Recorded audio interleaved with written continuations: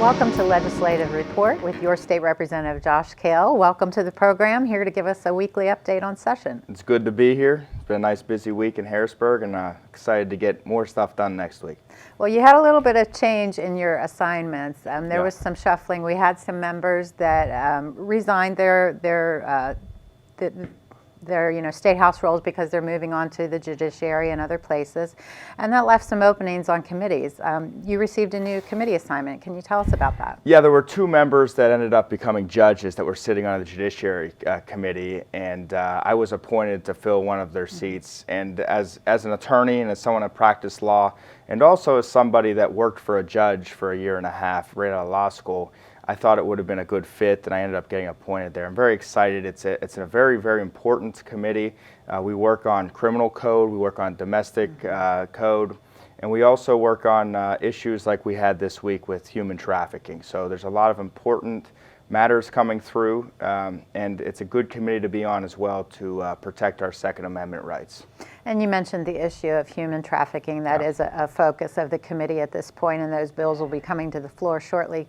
Can you talk just in general about why that issue is important? Why should Pennsylvanians care about that, and is it a big deal? Yeah, human trafficking, so it's something that I heard about before I became a legislator.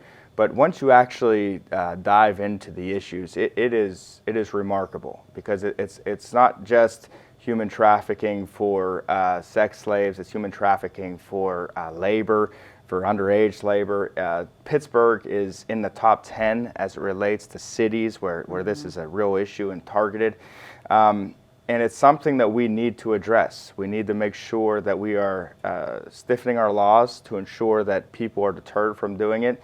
And when we find people that are doing it, that they are punished appropriately. So I was very pleased to be able to get this package of bills across through the committee, and I don't anticipate there will be any issue with it getting it through the House. It was bipartisanly approved in the committee, and it's something that I think everybody can agree on, that we have no tolerance for this type of activity in Pennsylvania, and we're going to make sure that we're tough on dealing with those issues.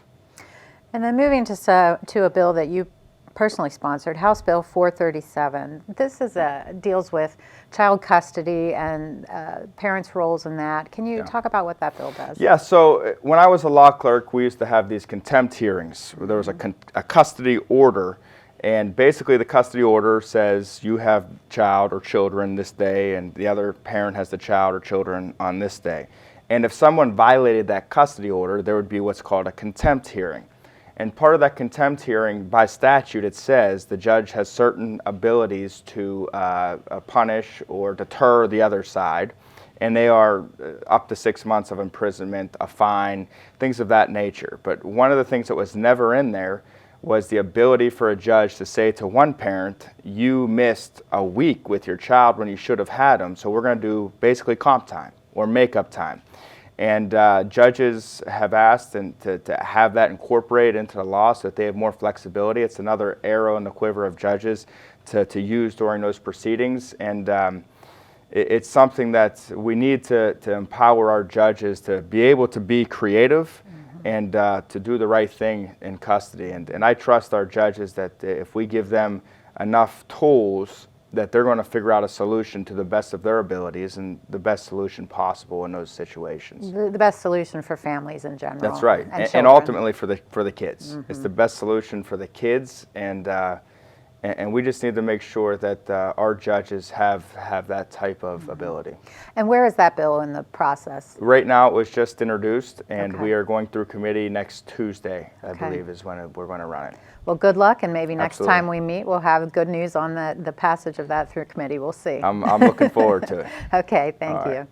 And that's all the time we have for today. If you have any comments or questions for Representative Kail, please feel free to contact him at his local office, through his website or Facebook page. All that information will be shown in just a moment. Thanks for watching, and we'll catch you next time.